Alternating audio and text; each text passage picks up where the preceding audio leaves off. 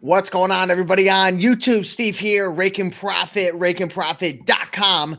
Coming back to you guys with another video, and I've been asked this question a lot. So I wanted to make a video addressing the 10 jobs that I worked before starting my online business about 6 years ago. You know, I used to watch YouTube videos and I would see these people who were having success and making money and starting different businesses. I used to think to myself, wow, like, how did they become so successful? Was it just handed to them? Or, you know, were they feeling exactly what I was feeling like at that time, trying to figure out how it all works? How are they successful? Did they come from humble beginnings? So that's essentially what I want to share with you and let you guys know that it wasn't always like this. I wasn't always making money online. I wasn't always making passive income online. I wasn't having a lot of success at first or for most of my adult life. So I kind of want to share some of the jobs that I worked, you know, about 6 years ago and before that. So we got a bunch of people joining on in right now. We got James Hopkins saying hello. What's up, James? We got Jay Goldie in the house. We got Karen. Cheers from Canada. We got Canada here live and present. Great to see you. We got Irma Sierra. What's going on? Lisa Kowick. So if you guys are watching live right now, be sure to say hello in the comment section right now. We got RC Today coming on in. So I'm going to be going through some of these jobs that I've worked, and I'll be sharing with you guys some darker parts of my past as well, because, you know, one of my goals with this show is to be completely, in this channel, is to be completely transparent. You know, I want to be able to just put it out there and be 100% honest and share with you the truth, so it can motivate you if you're struggling, if you're coming from humble beginnings and you're looking to change your life or quit your job. I want to let you guys know that it's possible, because I shouldn't be successful right now. I should still be working a job. I should still be broke. I should still be living at my parents' house. But I worked very hard. I was smart, strategic. I never gave up. And that just goes to prove, if you get around the right people, you network, you learn, you keep working hard, you can, you know, accomplish your goals and your dreams, whatever that is. So we got the Dancing Yorkie in the house, Sharp Seller. Good to see everybody on a Friday night. So let's dive into my first job that I worked. So the first job that I worked, I was probably 11 or 12 years old, and I worked for a company called the Journal Enquirer. So what I used to do was I would deliver papers to people's houses. So I think it was like every day at around 3 o'clock or so, I would get home off the school bus, and I had my little Journal Enquirer bag that I'd throw over my shoulder, and I'd put all my newspapers in there. And I used to have a little route, and I used to go and I would either throw them on a driveway, or certain houses would have special instructions, and I would just bring it up to the door and put it in the door. And that was it. It usually took about an hour or so. Had a pretty good route. Don't remember how much money I was making, probably 40 or 50 bucks a week, if I had to guess. It wasn't a ton of money, but to me, it felt great, you know, to have my own money, to buy my own things. I don't even know what I was buying with it, maybe candy and stuff. And I remember having this little, it was kind of like this little notebook, and it had like all the addresses. So certain people would pay through the Journal Enquirer behind the scenes by check. I don't even think people were using credit cards back then. Or I would have to collect the payment. And I used to have like a booklet full of these. And I remember going and collecting the payments, and certain houses would give a really good tip. Others wouldn't really tip that well. So I kind of had my favorites. But that was my first job right there. And then I remember I ended up partnering up with one of my best friends at the time that I rarely see, but it just so happens that I just saw him tonight, and we went out and had dinner together. So big shout out to John. But I remember we had partnered up, and that was my first experience learning the challenges working with other people in a partnership. There's definitely a lot of benefits, and you can take some of the stress off of your own shoulders working with a partner. But I also learned quite quickly that I didn't necessarily enjoy depending on other people. So that was interesting. That was my first job right there. And I think I did that for a couple of years, and I was like, screw it. You know, I think I just focused on school or whatnot. So my second job, I was probably 16 years old here in Connecticut. That's I believe the minimum age you could start working a job. And I was working at a gas station, and it was called Freddys. It was in Manchester, Connecticut. And I remember having to wake up at like 7 in the morning, and it was like a nightmare for me. My mom used to have to wake me up, and she would like take both of my shoulders and she'd be like shaking me like crazy to wake me up. And I remember just clocking in, and I used to have a manager. His name was Tom. And Tom had quite the temper. I found out later on that Tom was a cokehead, essentially. Yeah, he was doing cocaine at work. He was the manager. And I remember he used to always freak out. Like I remember working, and we used to have to count the cigarettes. So we used to have to take inventory every day of the cigarettes, of the lottery tickets. And I remember one time, I think I was off with my count. So it always had to be like the number on the books had to be like the exact number when you counted it. And if it was off, like we'd have to do it all over again. I remember one time he was just screaming at me, and it was crazy. And I was thinking to myself, like, this is horrible. Like I'm making $8 an hour. Yeah, minimum wage was $8 an hour back then. And I'm just like, this is horrible. Here's another story. I remember one time somebody came out of the bathroom and they looked terrified. And they came up to me and they're like, you're not going to believe what happened in the bathroom. And I'm like, what happened in the bathroom? And they're like, somebody did something on the little baby changer. You know how you could change the baby's diaper and stuff? It pulls down out of the bathroom. Well, I didn't know what was happening, right? I thought maybe a baby had made a mess or a parent didn't clean up. Well, somebody hopped up on top of the baby changer like a grown adult and went number 2 all over. It was huge, and it was sitting on top of there, and they wanted me to clean it up. And I literally refused to do it. And it wasn't long after that, I was like, I'm out of here. Like, I can't handle this. It was crazy. I remember people used to put the gas tank, the gas pump in their tank, and they would forget that it was in there, and they would drive off. And I would see them driving down the road with the gas tank with like the nozzle and everything. They'd pull the whole thing out and they would drive off. I remember people would, back then you would pre-approve their gas. They would pump it, and then they'd have to come in and pay. They would actually leave. And then Tom, my manager, my drug addict manager, was trying to get me to pay for when people would steal gas. And I'm like, listen, I'm not doing this anymore. And I quit that job. Another job that I had was I worked at Dunkin Donuts for about a year or so. So I used to have the little microphone headset on, and yeah, I used to work, the front register, and I used to work the drive-through. That was a very, very stressful job, because when people are coming in the morning, they're just dying for their caffeine, and there's always a big line. So you've got to be moving quick, and there's donuts and there's sandwiches, and there's just a lot of communicating with people. That was a rough job. That was a lot of stress right there. I remember when I quit that job, I was sitting in the parking lot. This was probably when these jobs aren't necessarily in order, but I think I was maybe like 22, 23 at the time, maybe 20. Yeah, probably around there. And I remember sitting in the parking lot, and I'm like, I do not want to go in. It was so stressful. And I called up my manager at the time, and I said, Jen, Jen, I'm not coming in today. I quit. I can't take it anymore. And she's like, you sure? And I'm like, yes. And I didn't have a plan. I didn't have much money in my pocket. I was essentially just depending on my parents taking care of me. It was crazy, but I just couldn't take it. I worked at another job, Toys R Us. I worked at Toys R Us, and my job there was I actually worked in the warehouse. And my job was when somebody bought like a really big item in a box, like a bicycle or one of the big toy sets, what I would do, there was a secret hallway that would go parallel to the store. And what I would do is I would put it on a dolly or some type of loading dock thingamajiggy, and I would, bring it out to the customers, put it in their car. When the trucks would pull up with all the toys and stuff, I would put it on the assembly line, not an assembly line, but it was one of those little things that you push it down the line, and then we'd have to put it in inventory. Other times I'd have to go on the floor, and I would bring out the inventory, and then people would take it off the pallet and put it away. That was a crazy job. I remember one time they put me in charge of going into the back room, and I used to use this thing called a Sapphire. The Sapphire, you would scan the inventory in. So we were doing some type of inventory management, and I remember they told me to go scan the inventory, and I'm like, I got it, no problem. I had no idea what I was doing. I was literally in the back room just scanning things. I must have literally destroyed their whole entire inventory system. Like, I was such a slack off. Like, I was the worst employee that you could possibly think of, because I was selfish and all I cared about was myself, to be 100% honest with you. I just wanted to get the money, but I must have destroyed the inventory system. So that was crazy.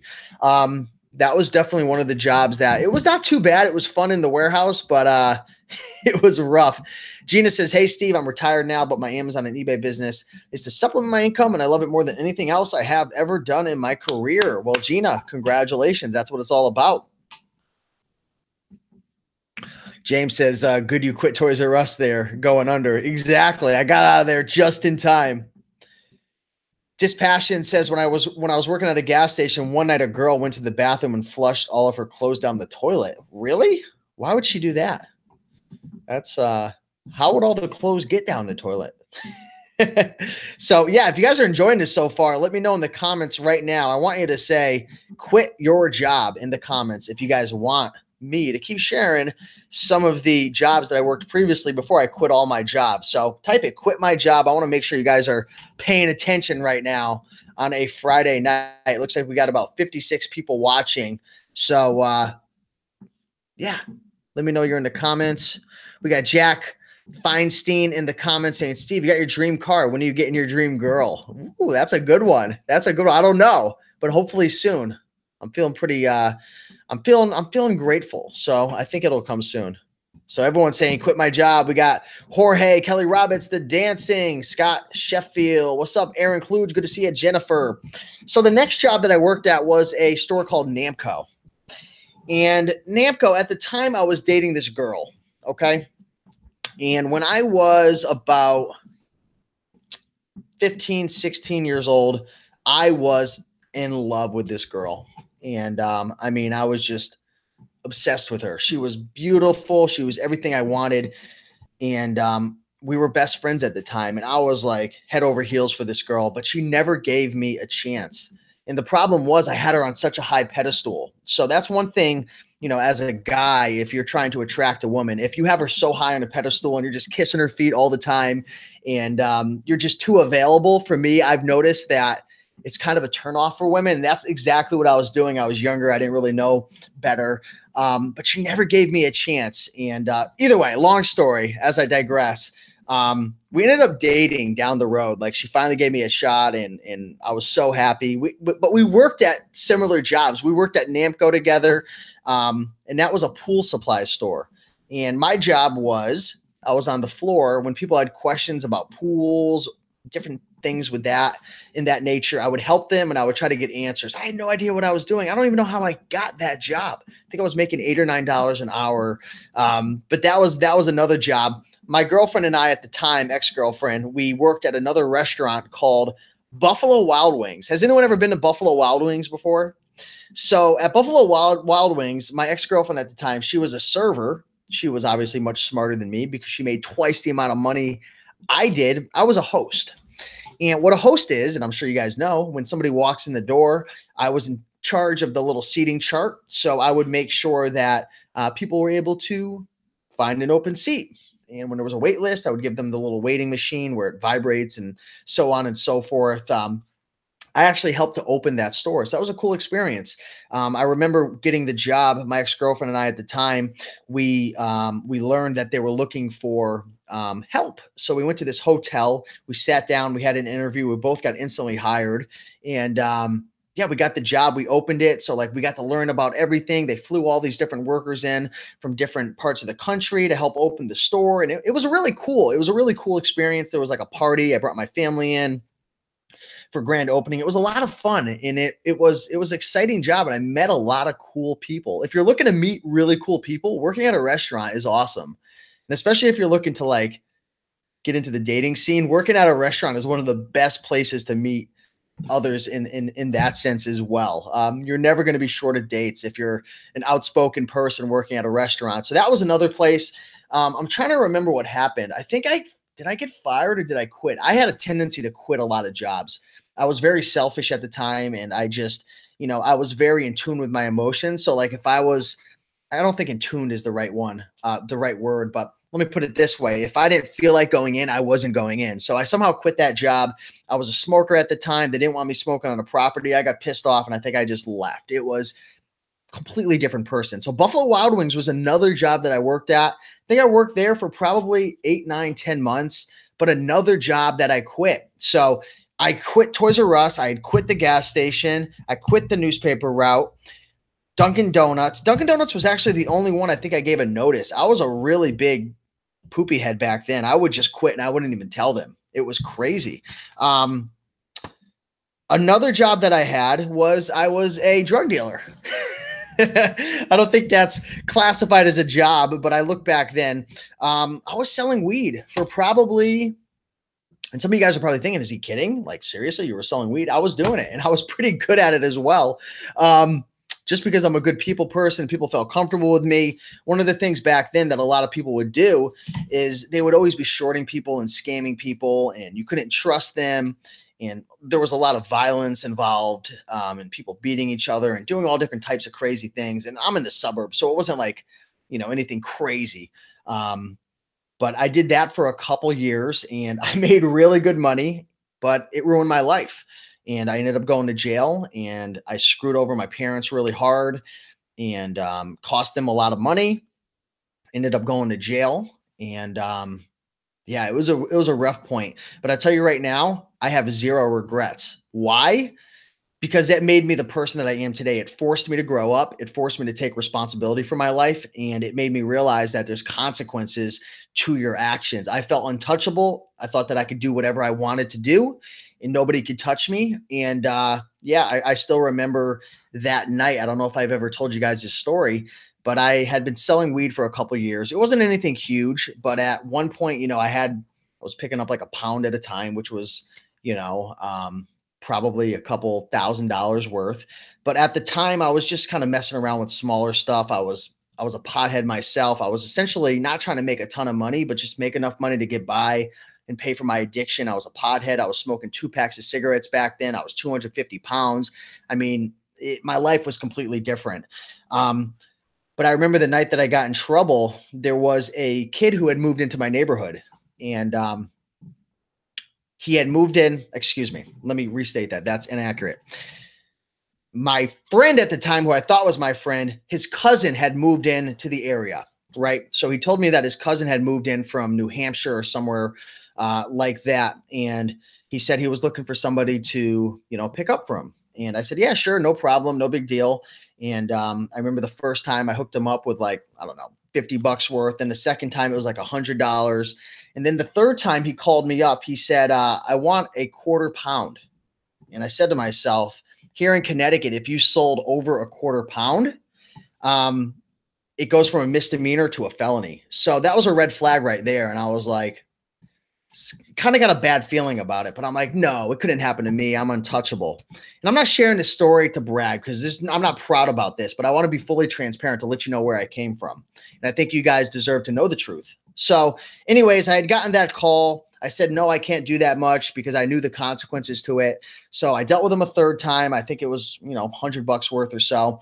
And then the fourth time that I ended up selling to this guy who was my friend's cousin, who I had thought, I remember driving I was coming from a couple towns over and we were coming into my hometown and we were going to meet at a CVS at a parking lot. And pretty much what would happen is I would park, I would get into his car, do our thing, make the exchange. And, then we would leave. Well, ended up being set up, got out of the car. There was like 10 guys rushing at me with freaking guns, tasered me down, threw me down to the ground, and my whole life just crashed in front of me. I couldn't believe it. I had gotten raided. I had gotten taken down. And long story short, they had hit me with 4 felony charges. I was a felon. I had 4 felony charges on my record. And thankfully, I had gone to jail and everything. Thankfully, my parents who, were there for me, hired one of the best lawyers in the state. I mean, one of the best. This lawyer was representing the mayor at the time who was going through some type of issue. I don't remember what it was. So this was like one of the top of the line lawyers. And I had never had any offenses. I had no criminal record at the time. So it had gotten dropped down to misdemeanors. So was on probation for 4 or 5 years, shaping me up. But anyways, that was my job at the time. I know I kind of went into a deep-winded story, but I know a lot of you guys are curious about it. So that's where I came from. It's crazy. That was me. I was hustling, but illegally. And I don't recommend anybody doing it or to do it, because eventually you will get caught and there's a lot of consequences and it could ruin your life and your family's life. And you could put the people that you love in danger.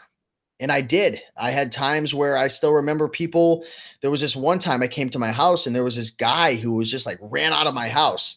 And I'm like, what the heck? He must have like tried to break into my parents' house to try to find my stash. Like it was getting crazy. Like it was crazy. You guys don't believe it. And I'm just in the suburbs, right? This is a nice town. So, yeah, that was one of my jobs right there. So that's pretty crazy. I worked at a couple different pizzerias.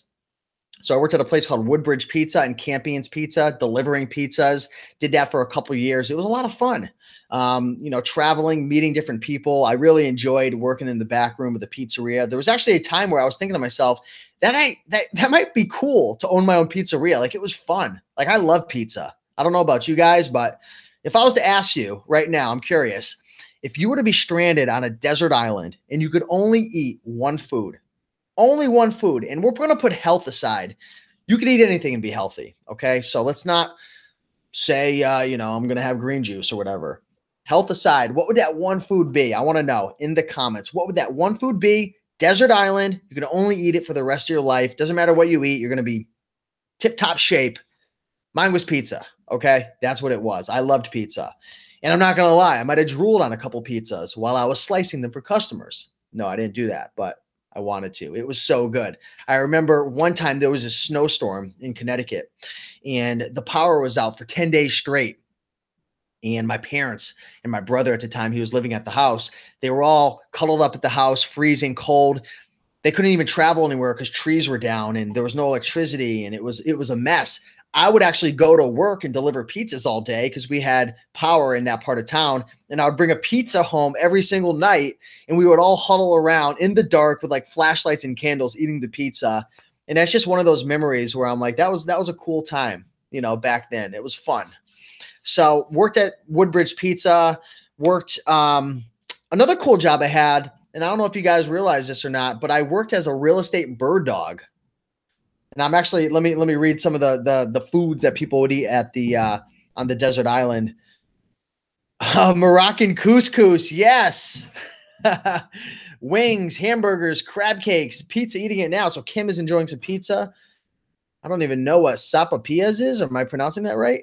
Ribs, vegan pizza. Ooh, vegan pizza is good. Steak, KFC. So I used to be a real estate bird dog. Do you guys know what a bird dog is? What does a real estate bird dog do? Has nothing to do with birds, has nothing to do with dogs. But I was a bird dog.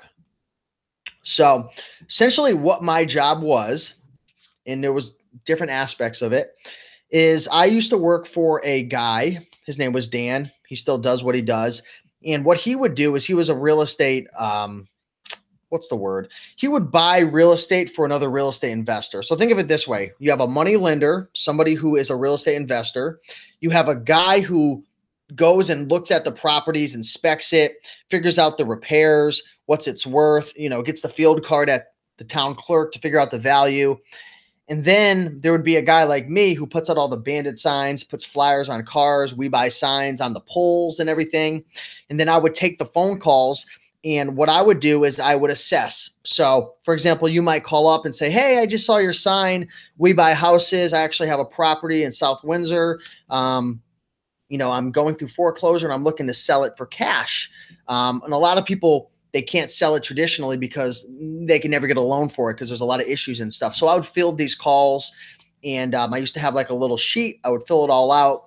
And if it met a certain criteria, I would take it to my partner, Dan. We would go take a look at the property and we would assess it. And if it met a certain criteria, we'd bring it to George, who was a real estate investor. And if he bought it and we sold it, I would get a cut.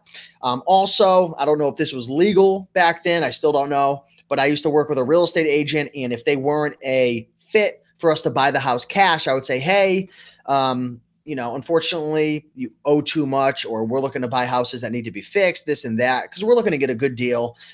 We'd say, hey, I think it's best that you sell this to a real estate agent, and I would refer them to an agent. And if they listed it and sold it, they would give me a cut back. So I don't know if that was legal or not. Probably not. Shh, don't tell anybody. But that's what I did for quite a few years. This was around 2006, 2007, before the market crashed, and then the market crashed and we stopped doing that. But I had a couple good payoffs. I think I had my best payoff might have been like a $4,000 or $5,000 payoff on a house we flipped. But that was fun. You know, if you guys saw my video today, I definitely want to get back into real estate. Yeah, we did some wholesale deals. We did some buy, fix, and flip deals.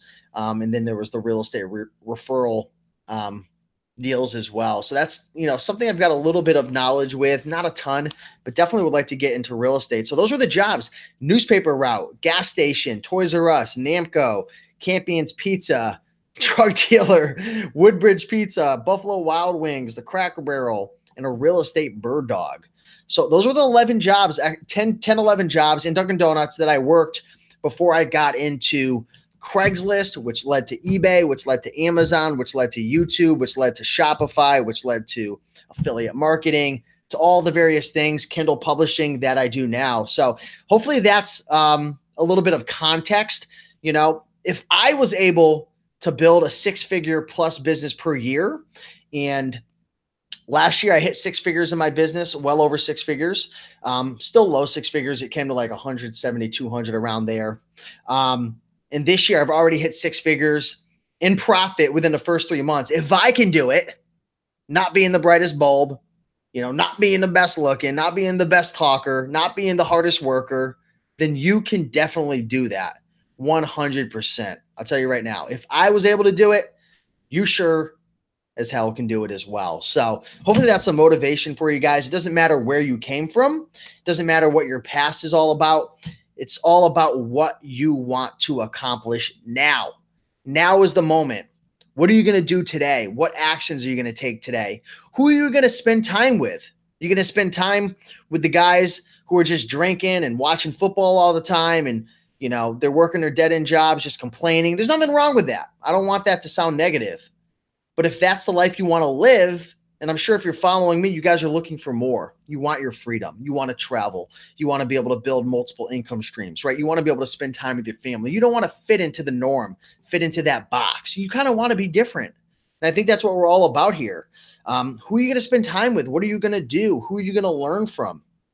Are you going to find the time to do what you got to do to get results? Or are you going to make up excuses like most people do? So that's what this video is about. It's all about motivating you guys, and it all starts in your mind, guys. You got to figure out exactly what it is that you want and just reverse engineer it. You know, with YouTube now, it's easier than ever to learn really good information and to start applying it instantly and starting to see results. You just have to go out there and make it happen. So let me jump into the comment section, guys. Hopefully you've enjoyed this video so far. If you did enjoy this video, I want you to type pizza in the comments, okay? Type pizza if you enjoyed this, because I'll tell you right now, if I was on a desert island and that's all I could eat, I would go for the pizza. And it wouldn't be vegan pizza, but vegan pizza is good, but I appreciate it. Mom17 says, you're on a roll. I'm feeling it. I'm on fire. Hey, we got the Thrifty Flamingo in the house. Are you guys following the Thrifty Flamingo? All right, guys, I want you guys to do this right now, okay? I want you to open up another tab, and I want you to type in the Thrifty Flamingo in YouTube. I want you to go over there, and I want you to subscribe to her right now. She creates amazing content, and I actually hung out with her a while back. She's on one of the vlogs, and she is absolutely crushing it on Poshmark. A lot of people are selling on eBay, selling on Amazon, but one of the best opportunities is Poshmark. She's actually going to be on the YouTube channel Monday. We're going to be talking about how to start a Poshmark business. And she made over $36,000 last year, but we went out thrifting. And I mean, she is a soldier. I mean, she is going out there and crushing it. So go follow the Thrifty Flamingo. We got a bunch of people. We got Gabriella in the house. What is going on, girl? We hung out in Vegas. It was a lot of fun. Go give her a subscribe as well. I don't know if she's making videos. She might be with Pedro right now, but go give her a subscribe. So the Dancing Yorkie says, already subscribed. Dancing Yorkie says, I love her videos. She's fantastic. I'm telling you, she got an amazing personality. Big shout out to Jay as well. What's going on, brother? So if you guys have any questions, feel free to ask away as I open up this sugar-free Powerade. So I don't know if I've been like kind of looking weird with my head, but I really injured my neck very, very bad today. I've had like a little bit of a neck strain, and I just crushed it today at the gym and just like literally crushed it. So I went and got a massage. It didn't help very well. My chiropractor was closed. So like my neck, I could barely turn it. The things I do for you guys. Mom 17, there's no way to move the meetup to the week after. We'll have more in the future, but we're actually pretty set on, I'll let you guys know, we're doing a Connecticut meetup next Thursday. And what we're actually going to be doing is thrifting from, I believe, starting in Waterbury out to the Danbury area.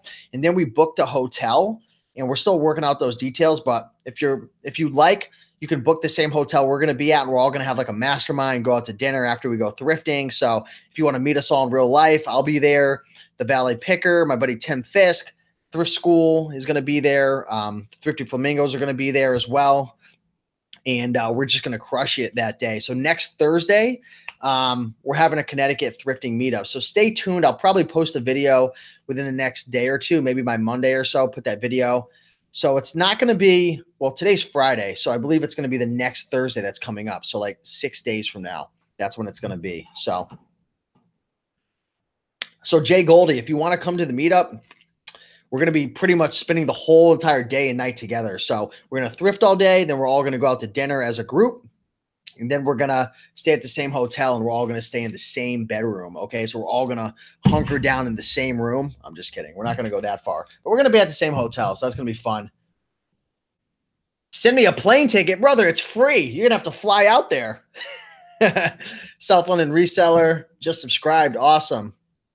Enzo the Picker, where's the green room shows? I know we've been a little inconsistent with the green room shows, but we'll definitely be getting them back on track.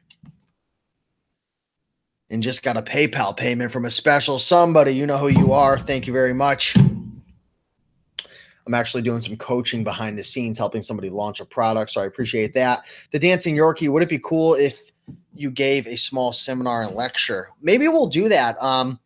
I know that Jay and Karen were talking about getting a hotel that has a conference room, and we're going to have a mastermind. So we're going to definitely do some teaching and stuff. And, you know, Jesse with the thrift school is going to talk Amazon. We're going to have Greg with eBay. We're going to have the Thrifting Flamingo with Poshmark. Me, you could ask me whatever you like, but I'm really good at the internet marketing, Shopify, launching products, YouTube, eBay. So we're going to have people of all walks of life there. So it's going to be fun.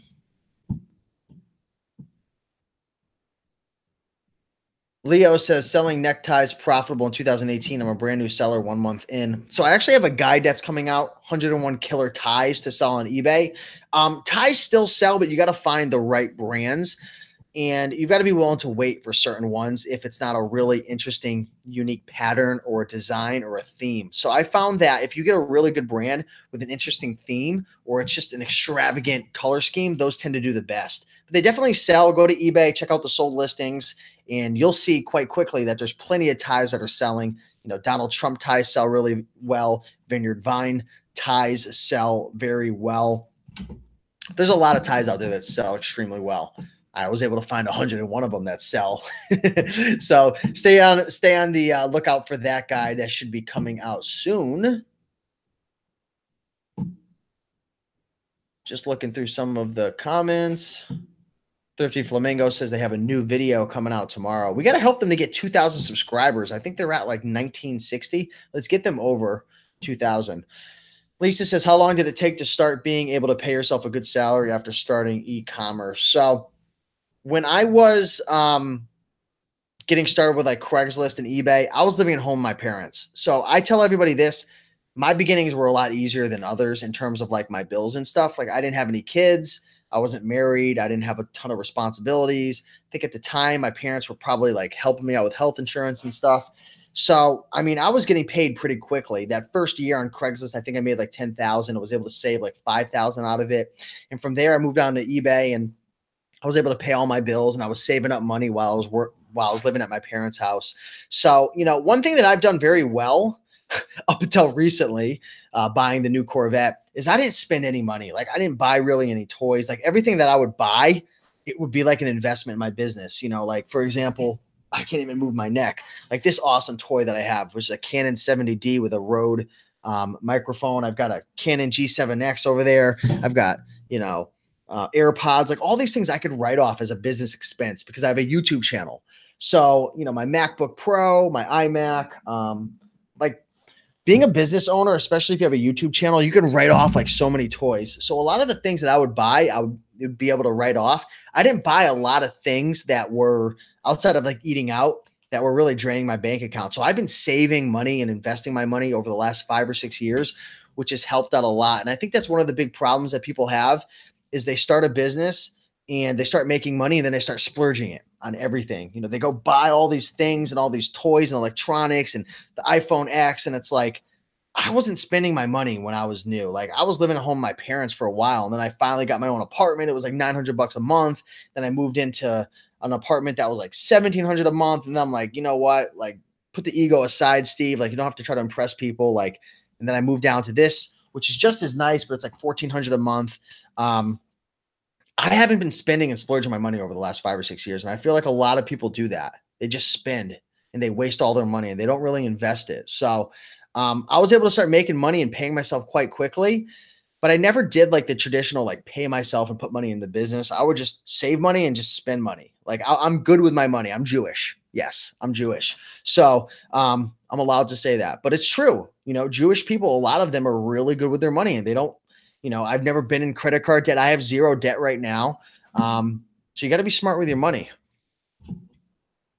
What's up, Kelly Roberts? What's up? I want to do more YouTube videos just for the tax write-offs. I need to talk to my accountant and see if there's any way I could write off my car. If I start like getting really douchey like Ty Lopez and like showcasing my car, like maybe if I show it enough and I use it for the personal brand, I can use it as a write-off. I've got to be able to. I'm going to see. I'm going to see if I can do that. That'd be pretty cool. James says, I'm just starting out selling thrift goods, but my goal is to get my business license and start buying wholesale. Good. Wholesale goods. Yeah, I think that's the way to go.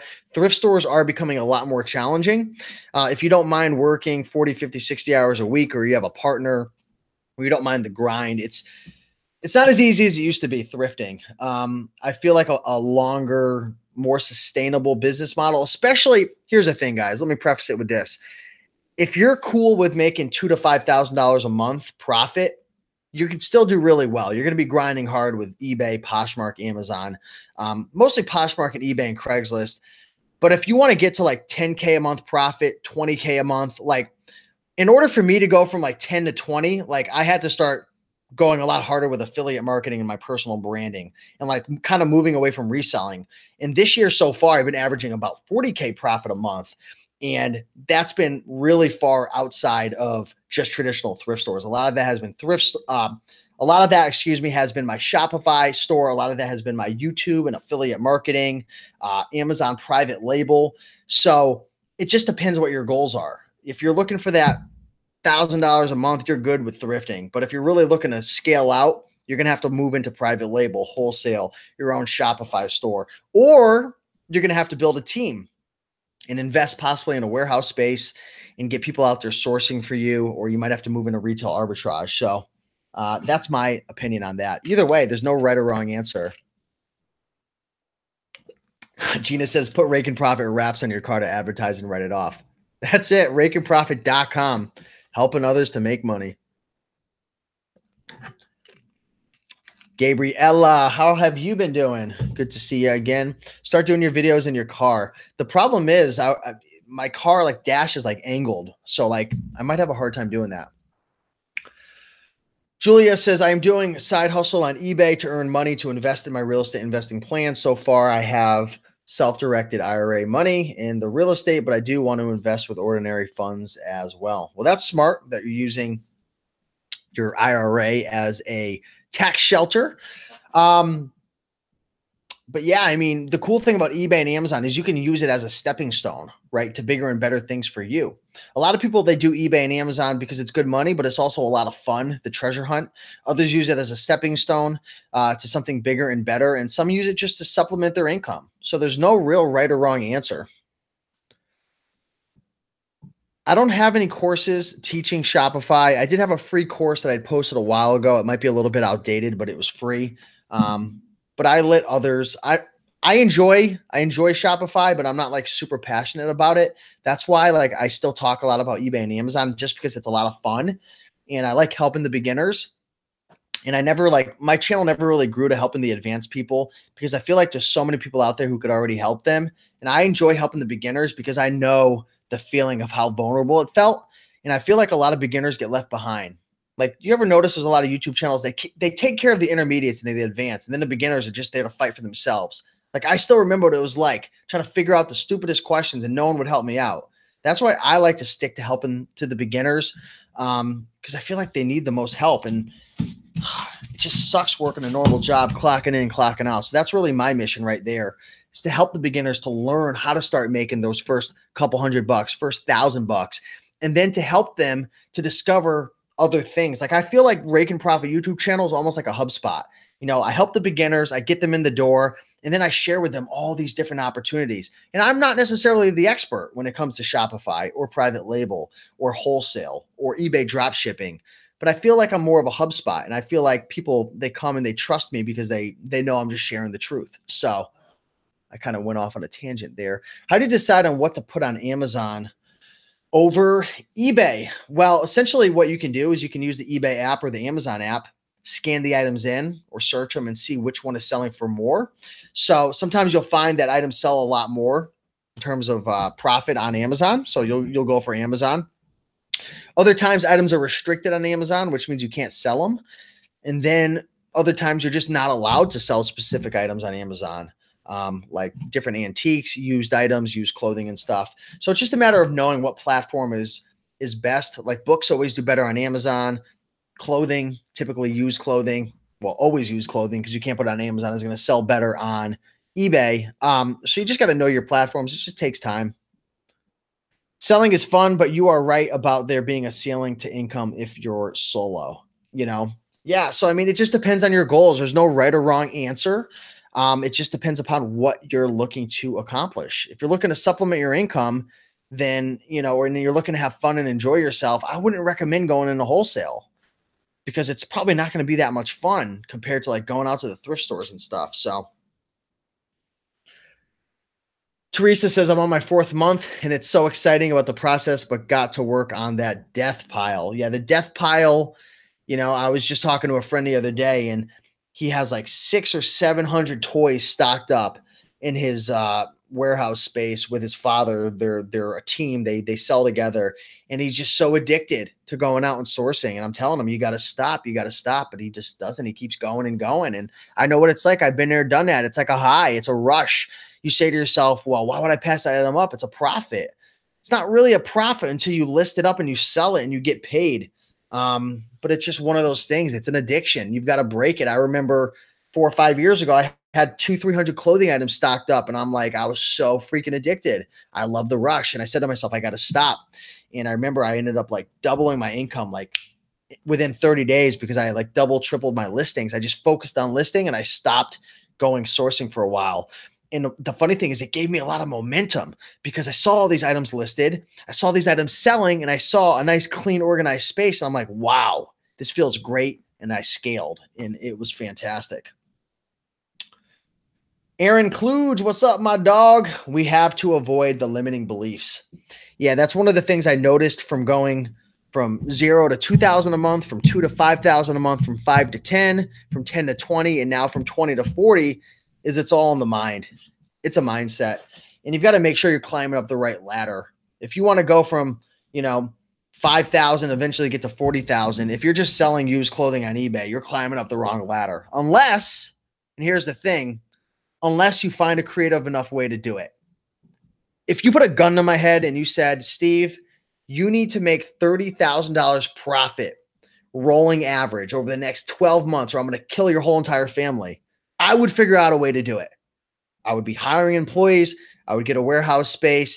I would probably just freaking suck up to all the thrift stores. I would send them letters and roses, and who knows what I would do. I would be a freak, but I would figure it out, and I would bust my butt all day long because I love my family. I know that was a crazy scenario right there, but it's true. You know, we can find ways to accomplish whatever it is that we want. But the reason a lot of us aren't leveling up in life is because we're not hungry enough. If you put a gun to somebody's head and you say you have to do it, they will find a way. But most of us were comfortable and we don't have big goals or dreams, or we don't believe in ourselves, or our beliefs are limiting. You know, maybe your father or your mother told you when you were younger that you'll never make it. You'll never be good enough. Your teacher might have told you you have to get a job. There's all these limiting beliefs. You know, you have to work 80 hours a week to make $10,000 a month. And you're thinking to yourself, well, I want to make $10,000 a month, but I want to also enjoy nature and go bike riding and spend time with my girlfriend. And I only want to work 40, which means I can't make the money. So I don't even try. And it's a limiting belief and it's a cycle. And now you're stuck at $5,000.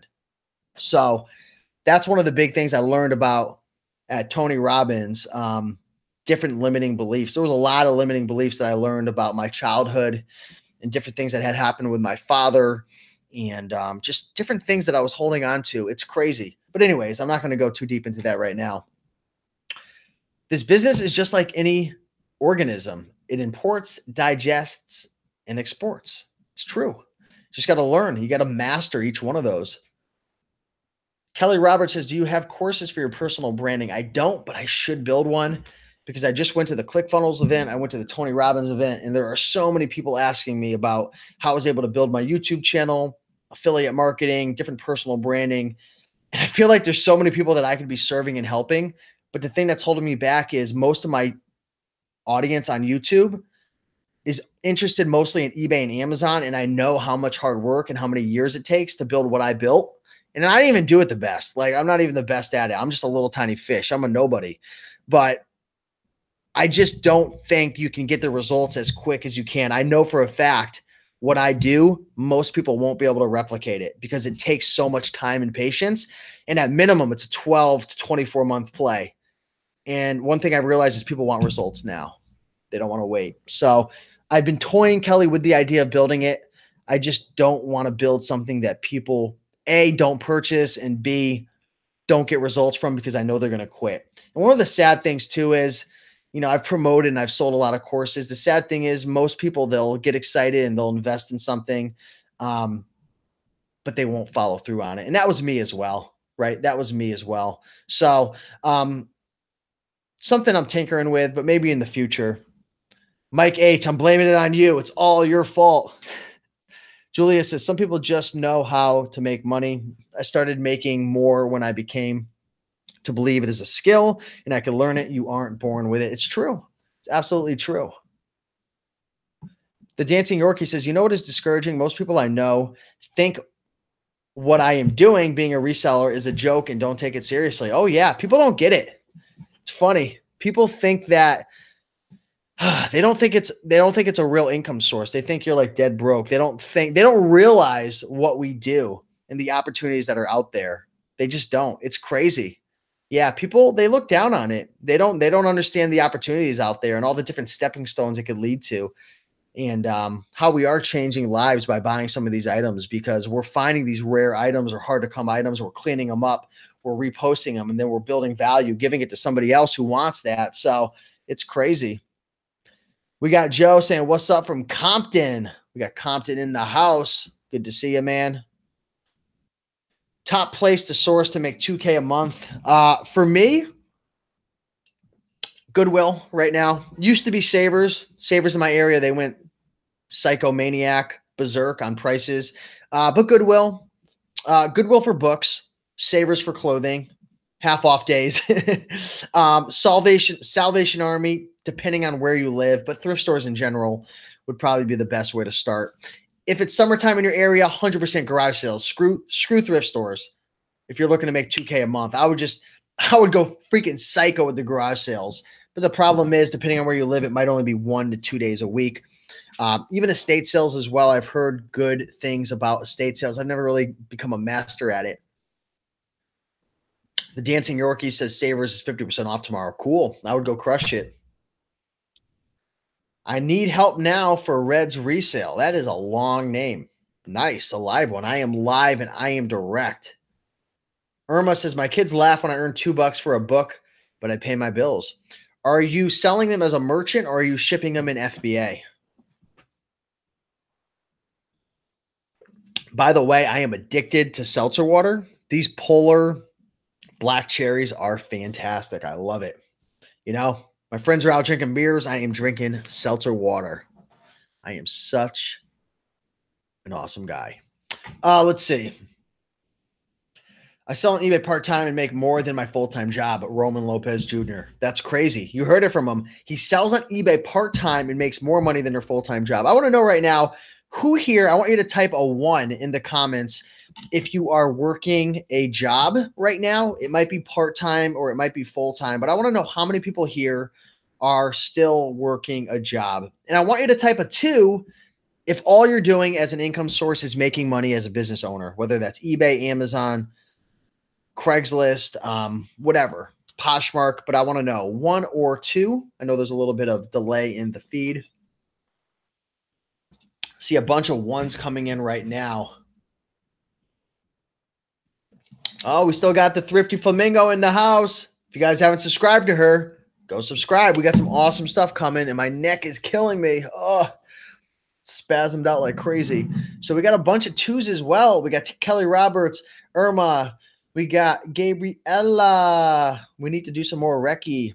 Joy Crane, Mike H in the house. Otho Lezer. Rod, what's up? So we got a lot of 1s. We got a lot of 2s. Super cool. Anybody here do any freelance work? Anybody offer services on Fiverr or Upwork? That's another great way to make some income. I don't have a ton of experience with it, but I've spent over $60,000 over the last 3 or 4 years through my Upwork account. I think something crazy like that in Fiverr. I've spent a lot of money. So I know there's a lot of money to be made if you do have a skill set, if you're a graphic designer, if you are a video editor, if you are a content writer, if you are a content editor, if you could translate languages, photography, you can make a lot of money as a freelancer. That's how I built my Kindle publishing business. I had hired tons of writers, and right now I still have over 200 outsourced books on Amazon right now that make me money every single day. I have topics on various things. I have a book on Reiki. I have a book on meditation. I have a book on so many different things, on knitting, on photography. These are things I don't even know anything about. All I did was I hired different writers to create the books for me, and then I did the marketing. And every month some months I make 1,000, other months, I think it was last month, I made just over 1,500 on CreateSpace alone, then 400 on Audible, and then another 700 on, I made almost $2,000-3,000 a couple months, last month I think it was, or the month before, just with my Kindle publishing business. And I haven't touched these books in 2 years.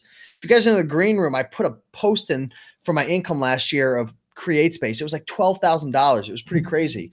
And I didn't touch that business at all. So there's a lot of things that you can either get paid for, or you can outsource others to create different assets for you. So Kindle publishing is cool.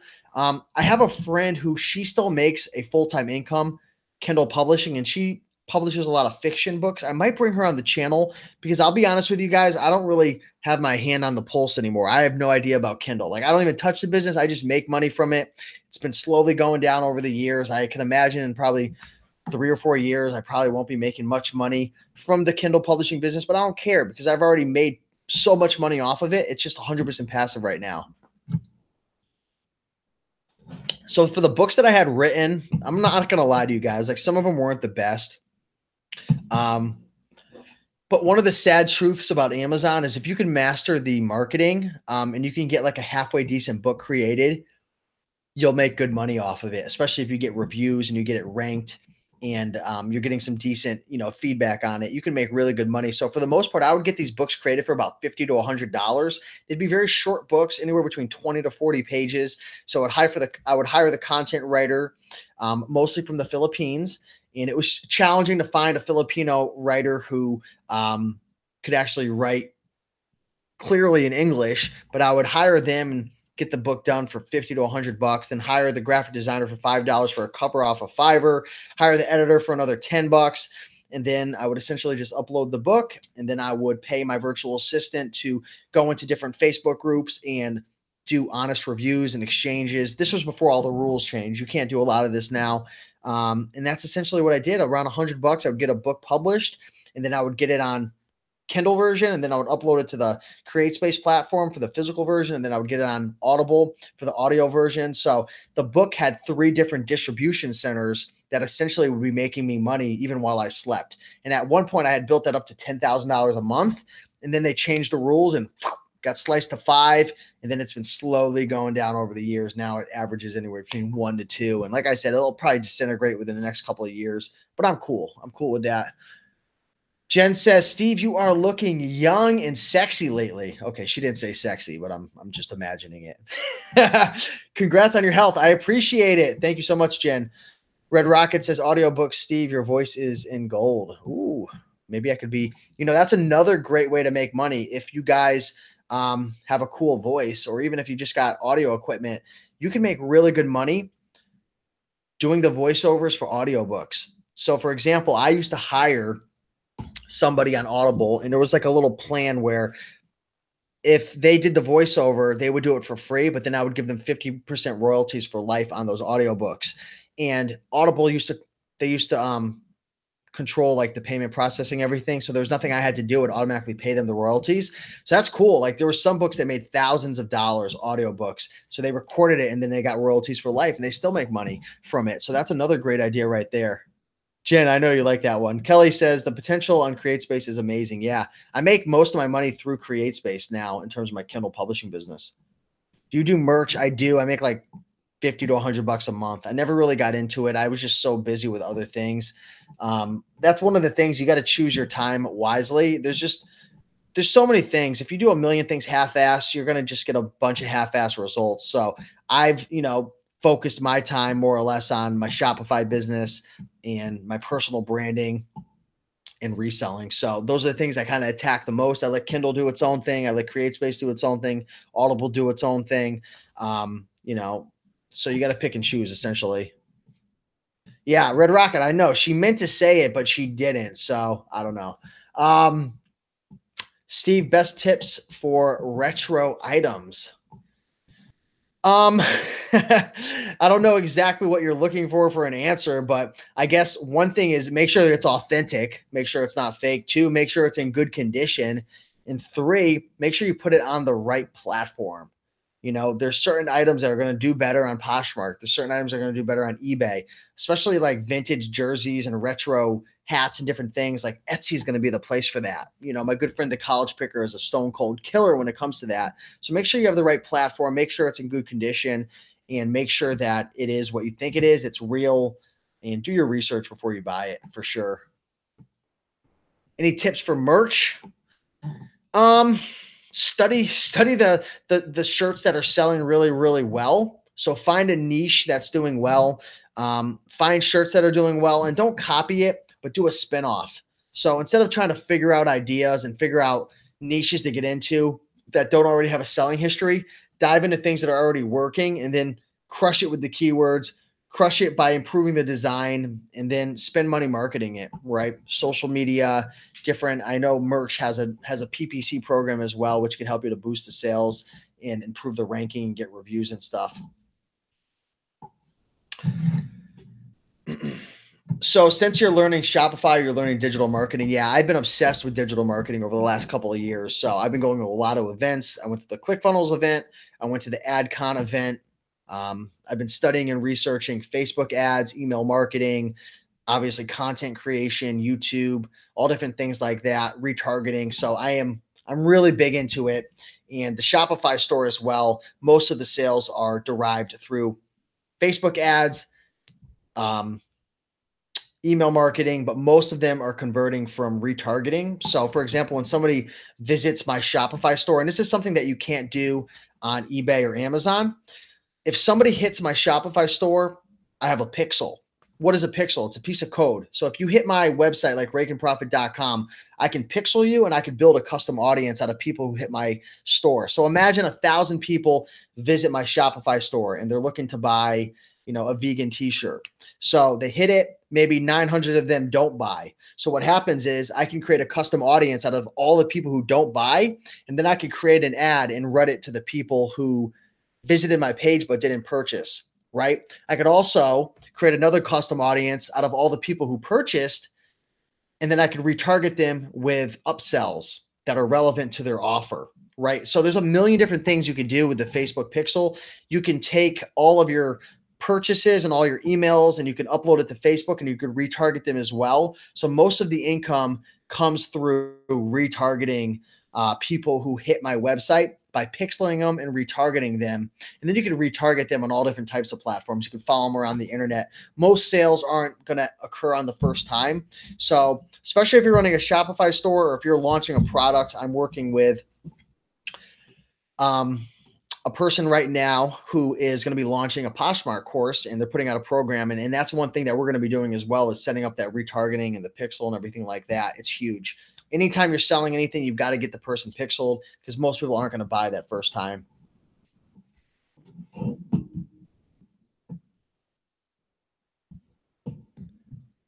Pixels are my jam. That's it. We got Jacob Topping in the house. What's going on, my man? Jacob, merch, the more you know, the more you can earn. So you guys, if you're looking to learn about merch, okay, I want you guys to do me a big favor. Go over to Jacob Topping right now. He just put a super chat of $10, making me rich on this.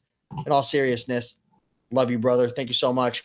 Go give him a follow. Jacob has written a book. I believe he has a new book coming out or a new version of it. Feel free to share that book. You can put a link in the description if you'd like, or Jacob, feel free to do what you'd like, man. I appreciate you. I know your stuff is good. But Jacob and I, we met at the ACE conference a couple of years ago. I think it was last year at Sam Cohen's event. He is a stone cold killer when it comes to merch, having a ton of success. So give him a subscribe, guys. If you're looking to build up a new income stream, definitely a awesome resource there. So thank you. Decato says, what do you think about Bonafide Hustlers Bag Guide? Is it worth looking into? Absolutely, guys. If you haven't gotten the Bonafide Hustlers newest bag guide, it talks about all the different bags that you can sell. I remember one time going into a thrift store and he found this Orvis bag and it was worth like $300. Forget what it was called, but look up Orvis bags. It was like a little travel hiking bag. I forget what it was, but there is so much money to be made in bags. And that's one area I need to learn. So he gave me a review copy because I helped him to do some marketing and promoting for it. But it's an absolutely phenomenally well done book. Not only is the content amazing, and I don't get anything out of this. He's just my buddy. I'm going to tell you the truth. Not only is the content amazing, but he actually created the book. He did a really good job with the graphics and everything. So great book. I think it's on sale right now for like $27, guys. It's a stupid freaking deal. You find one thing in that guide and you could make like $50 to $100 like that, if not more. So get that guide. I wish I had a link for it right now. But go over to the Bonafide Hustlers channel. I think if you type in bag to bucks in Google, you might be able to see it. Thrifting Bro says, Steve, is the Connecticut meetup still next week? Yes, next Thursday. I'm going to put a post in the Connecticut thrifting meetup. Let me see if I can get that link really quick and put it in the comments. All the details is going to be in the Connecticut thrifting meetup group. Let me see if I can get that link and post it for you guys. We have a private little Facebook group that shares all of the information. Let me post that. Okay, guys. So if you want to learn about the meetup, you can go in there right now and check it out. Man, Jacob Toppin is just crushing it with these super chats. Another $50, man. So Jacob has donated $60, man, to get on the front page of the Raiken Profit YouTube channel. And he has done a goddamn good job saying merch in the world of print on demand is the name of the book. Thanks for the shout out, Steve. Everyone can use these super chats. Steve gives so much value. We can give back via the super chat. So Jacob, if you could send me a link to your book right now through Facebook, I will post it in the Facebook right now. And I will post it in the description as well for you. Awesome resource right there. So definitely appreciate it. Appreciate the love. Danny says, good guy, Jacob. Yeah, give him a subscribe, guys. This guy is putting in the work. Jonathan says, popped down about 20 books this afternoon at Goodwill. Thanks for all the tips, Steve. ATX in, I'm going to guess, Texas in the house. That's awesome. And guys, we got 103 people watching right now. I want you to smash that like button. You know what, guys? Let's have a contest. I'm sick of this right now. We're having a contest. I want to know who wants to win something. What do you guys think? What do you want me to give away? I got a bunch of different things I could give away right now. What do you think? I could give away Men's Clothing Mastery. I can give away, what else do I have? What can we give away? What do you want? You tell me. You tell me. I actually have another contest that's going on right now, RaikenProfit.com/free giveaway, but I think you guys have a better chance of winning this right now. You know, what do you want? Men's Clothing Mastery? Do you want it? Do you want 101 killer men's shoe brands, or how about 101 killer women's jean brands? You want the garage sale killer? You tell me. It's up to you guys. I'm not making the calls around here. You guys are calling the shots. So I want to know who wants what. I'm giving away something right now. But I tell you right now, we're going to have to hit. How many likes should we hit? I think we could hit 75 likes right now. I really want to hit 100 likes, guys. So smash the like button. I'm giving away something right now. I'm giving away Men's Clothing Mastery, guys. Screw it. Brad wants a girlfriend to give. You know, if there's any girlfriends, I'm taking her, okay? So I don't have any to give. If I had a girlfriend, anyone watching has a girlfriend, Brad wants a girlfriend. So if you want to throw one into Brad, I'll throw that in with the Men's Clothing Mastery. But in all seriousness, guys, I'm giving it away. Smash the like button. Let's hit 100 likes right now, and I am giving away Men's Clothing Mastery. That also includes 50-plus videos. That includes 101 killer men's clothing brands, 102 killer clothing brands. That includes Pawn Shop Profits. That includes the Blazing Profits. Guys, there's a lot of value in there. That's all I'm going to say. Okay, I'm giving it away, and there ain't nothing you can do. Okay, I am giving it away. Aaron wants 101 killer dating tips. I wish I had 101. I only have like one. So I could give you one dating tip if you want instead, okay? Take her off the pedestal. That's the tip. Okay, guys, this is what I need you to do, okay? Smash the like button. I see you guys. You're not smashing it. There's 101 people watching. That's it. I'm giving away this camera. Who wants this camera? I'm just kidding. I'm not giving it away. You can take back your like. Okay, guys, this is what I'm going to do. I want you guys to name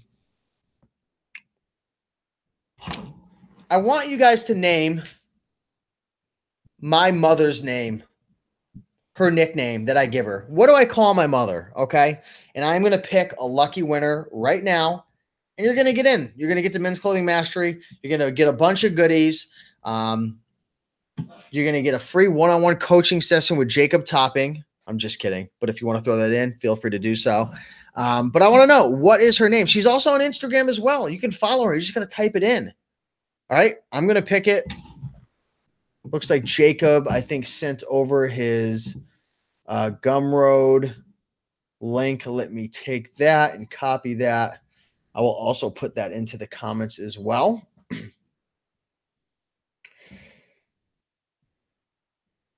Okay, cool. So Jacob also says, I'll throw in a free copy of the merch and the World of Print on Demand in the live chat if it reaches 100 people. So tell them to invite their friends. So this is what I need you guys to do. Not only are you going to win Men's Clothing Mastery, but Jacob is also giving away his book as well for free to this lucky winner. But you got to share this video. You got to like this video. You got to get this out to your friends, okay? So I'm going to go in there right now. If you haven't already, subscribe to Jacob Toppings. Go in, Jacob Topping. He's in the comments.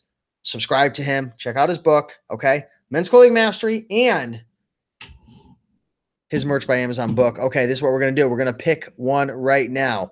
Okay, 5, 4, 3, 2, 1. And the winner is, okay, I'm going to do that one more time. 5, 4. It was going too fast. 3, 2, 1. I stopped it right here.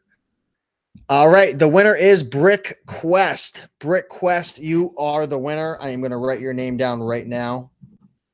Brick Quest came in and conquered this live contest right now, guys. Smash that like button. Smash that like button for Brick Quest. Mama Profit is the answer. You didn't spell it correct, but I'm not hating. It's M-O-M-M-A. But hey, you know, I didn't say that you had to spell it correctly. Brick Quest, what I need you to do is send me an email at raikenprofit@gmail.com with a screenshot from inside your YouTube so I know it's exactly you. And I'm going to hook you up, playa. So nice work. Appreciate you guys watching. You're also going to get, Brick Quest, you're going to get a copy of Jacob Toppings, book as well, okay, which is called Merch and the World of Print on Demand, okay? So you're going to get that as well. So Jacob, thank you so much for sponsoring that part of the contest, and I will be sure to link all of his information down below if you want to check that out and you want to get into the Merch by Amazon game. But I think that's about it, guys. I appreciate you all hanging out and having fun. Yeah, Jacob's saying 26 more likes. My voice is running out. So I'm going to unfortunately have to quit this a little earlier before we get to 100 likes. But for the folks watching the replay, smash that like button, show some love, guys. Hopefully you enjoyed learning about the 10 jobs I worked before starting my internet business 6 years ago.